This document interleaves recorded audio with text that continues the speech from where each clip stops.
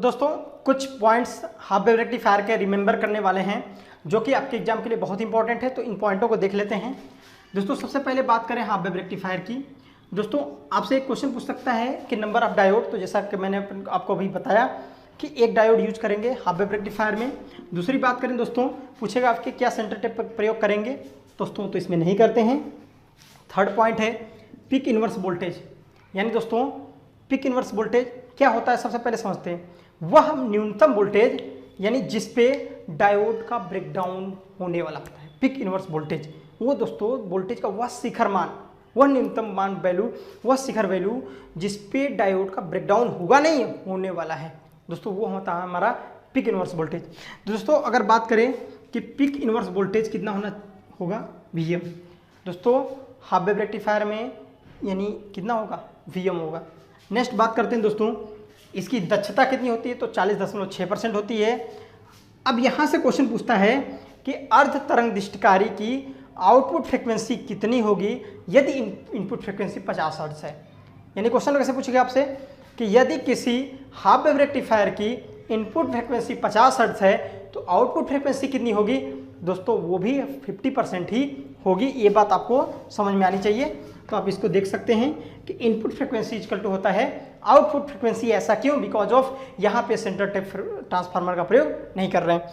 अगली बात करें दोस्तों, इसका रिपल फैक्टर जो कि उर्मिका घटक होती है दोस्तों 1.21 होती है। ये दोस्तों पॉइंट आपको याद ही करने हैं क्योंकि यहाँ से आपको क्वेश्चन मिलते हैं।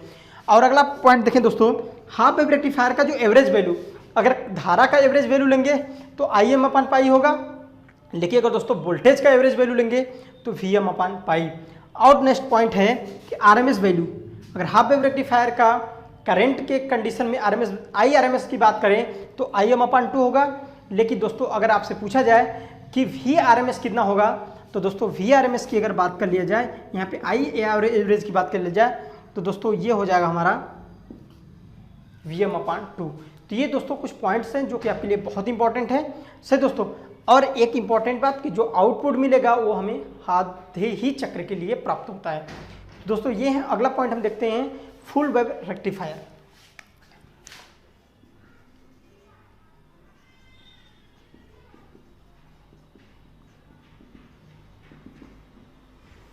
फुल वेव रेक्टिफायर, तो दोस्तों फुल वेव रेक्टिफायर क्या होता है, पूर्ण तरंग दृष्टिकारी कि जिसमें जो आउटपुट प्राप्त हो वो पूर्ण चक्र के लिए प्राप्त हो। समझ में आया, यानी इनपुट में अगर जो एसी सप्लाई देते हैं, आउटपुट में जो डीसी मिल रही है वो पूरे चक्र के लिए मिलनी चाहिए। मतलब कहने का कि अगर आपके पास ये है, इसको बोल दें FWR सही दोस्तों, ये हमारे पास क्या है FWR। तो FWR की अगर बात करें फुल वेव रेक्टिफायर, तो फुल वेव रेक्टिफायर कंडीशन में अगर आपने एसी सप्लाई दिया तो जो डीसी प्राप्त हो वो पूर्ण चक्र के लिए प्राप्त हो, ऐसे पूर्ण चक्र के लिए प्राप्त हो दोस्तों। वो डीसी यानी जो आपकी पल्सेटिंग डीसी है वो पूर्ण चक्र के लिए यानी फुल साइकिल के लिए प्राप्त हो। यानी यहाँ पे दिया हमने एसी, तो इसे बोलते हैं दोस्तों full wave rectifier. Full wave rectifier में दोस्तों ध्यान रखना है कि फुल वेव रेक्टिफायर दो टाइप के होते हैं। एक को बोलते हैं दोस्तों हमारा सेंटर टेप टाइप, सेकंड होता है ब्रिज रेक्टिफायर। दोस्तों क्या होता है ब्रिज रेक्टिफायर, तो ब्रिज रेक्टिफायर भी हमारे फुल वेव रेक्टिफायर के अंतर्गत ही आता है क्योंकि वहाँ भी जो आउटपुट मिलता है वो भी पूर्ण चक्र के लिए ही प्राप्त होता है सही दोस्तों। तो यहाँ पे एक बात ध्यान देना है, अगर इसके सर्किट की बात करें तो देखिए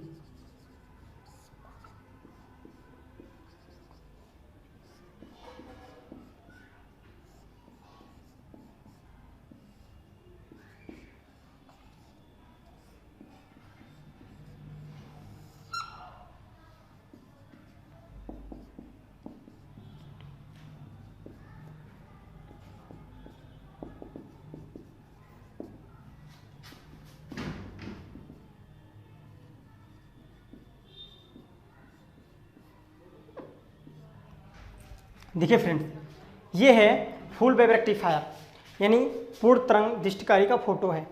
इसमें क्या होता है, जब हम एसी सप्लाई प्राइमरी साइड में देते हैं, यानी इनपुट ट्रांसफार्मर के इनपुट में हम एसी सप्लाई देंगे, वो अलग बात है कि सेंटर मतलब ये स्टेप डाउन ट्रांसफार्मर है, वोल्टेज को कम करेगा। लेकिन यहाँ पे क्या होगा, डायोड, यहाँ पे देखिए हाफ वेव की अपेक्षा कैसे अलग है, यहाँ पे डबल डायोड यूज करते हैं। कितना करते हैं, 2 डायोड। तो दोस्तों यहाँ पे अगर पहला पॉइंट अगर आपसे पूछा जाए कि अगर फुल वेव रेक्टिफायर का अगर डेटा देखा जाए, यहाँ पे अगर हम बात करें दोस्तों फुल वेव रेक्टिफायर की, फुल वेव रेक्टिफायर यानी जिसको हम पूर्ण तरंग दिष्टकारी बोलते हैं, पूर्ण तरंग दिष्टकारी। देख फ्रेंड्स, अब यहाँ पे क्या होगा कि पूर्ण तरंग दिष्टकारी में नंबर ऑफ डायोड कितने होंगे, 2 होंगे। नंबर ऑफ डायोड 2 होंगे। क्या यहाँ पे सेंटर टैप ट्रांसफार्मर का प्रयोग कर रहे हैं, देखिए सेंटर से हमने टैप कर दिया है, यानी फुल वेव रेक्टिफायर में सेंटर टैप ट्रांसफार्मर का प्रयोग किया जाता है। यानी यहाँ पे लिखोगे S, यानी सेंटर टैप ट्रांसफार्मर का हम प्रयोग करते हैं। नेक्स्ट पॉइंट अगर बात करें दोस्तों कि जो पीक इनवर्स वोल्टेज वो कितना होगा, तो 2 गुना हो जाता है, 2 Vm हो जाएगा। यानी किसकी कंडीशन बात करें, फुल वेव रेक्टिफायर की कंडीशन में। और दोस्तों जो इफिशियंसी होती है वो भी हो जाएगी 81 दूनी हो जाएगी 2%, 81.2% होती है दोस्तों फुल वेव रेक्टिफायर की दक्षता। लेकिन जो रिपल फैक्टर है दोस्तों वो कम हो जाएगा, यानी कम कितना होगा, वो हो जाएगा दोस्तों आपका 0.48। कितना हो जाएगा दोस्तों, 0.48 हो जाएगा आपका रिपल फैक्टर, जिसको उर्मिका घटक। अच्छा यहाँ पे रिपल फैक्टर है क्या, समझने की कोशिश करते हैं।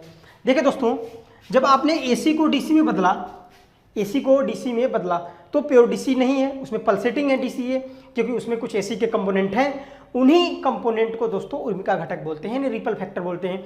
यानी डीसी आउटपुट में कुछ एसी के जो कंपोनेंट रहते हैं उसी को हम बोलते हैं क्या, रिपल फैक्टर, यानी उर्मिका घटक। आई होप आपको ये बातें समझ में आई होंगी। तो दोस्तों उसकी जो रिपल फैक्टर होता है वो 0.48 होता है। और दोस्तों जो आउटपुट फ्रिक्वेंसी होती है इनपुट फ्रिक्वेंसी की 2 टाइम्स हो जाती है, 2FI। ध्यान देने वाली बात है। अब क्या होगी, जो आउटपुट फ्रिक्वेंसी है इनपुट फ्रिक्वेंसी के 2 टाइम्स हो जाती है, सही दोस्तों। और एवरेज वैल्यू की बात कर लें कि जो फुल वेव रेक्टिफायर का एवरेज वैल्यू होता है दोस्तों वो हो जाएगा 2 Vm/π। कितना हो जाएगा दोस्तों, 2 Vm/π। और दोस्तों जो RMS वैल्यू की अगर बात कर लें तो Vm/√2 हो जाएगा। ये दोस्तों सारी वैल्यू फुल वेव रेक्टिफायर के हैं और सभी मोस्ट इंपॉर्टेंट हैं आपके एग्जाम के देखते हुए, क्योंकि आप में एग्जाम में ये डेटाबेस क्वेश्चन बहुत ही पूछने वाले हैं। तो दोस्तों इस सारे पॉइंटों को आप नोट करिए और लर्न करिए। दोस्तों साथ साथ आप नोट्स बनाते चलिए, क्योंकि आपको दिक्कत नहीं होगी आप जब इस तरह से नोट्स बनाते चलेंगे तब, सही दोस्तों। अब बात करते हैं यहाँ पे कि फुल वेव रेक्टिफायर क्या होता है, कि जब हम ट्रांसफार्मर के प्राइमरी साइड में एसी सप्लाई देते हैं, ऐसे देखो अल्टरनेटिंग करंट देते हैं, तो आउटपुट में जो हमको डीसी प्राप्त हो रही है वो दोस्तों हमको कैसी मिल रही है, ये मिल रही है पूर्ण साइकिल के लिए।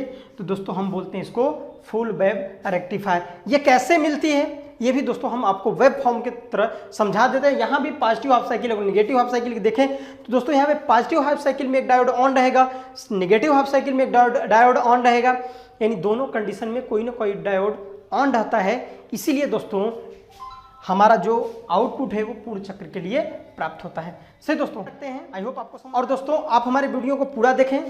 अगर आपको कोई भी क्वेश्चन में कोई भी प्रॉब्लम आती है, कहीं भी आपको कोई भी डाउट आता है तो कमेंट बॉक्स में जरूर लिखें। अपना ख्याल रखें। आज के लिए इतना ही, धन्यवाद। कल मिलते हैं नेक्स्ट।